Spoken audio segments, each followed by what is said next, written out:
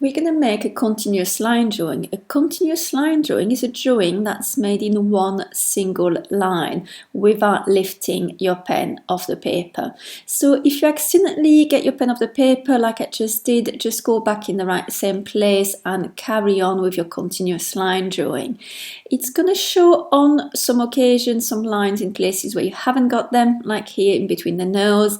That doesn't matter. Just try to add as much detail as possible. Don't stop to correct your drawing. It might be slightly wonky or not looking exactly like the model. It doesn't matter. We're really focusing on looking and having the hand-eye coordination. So the idea is to move your hand at the same time as your eye move on the model on the page.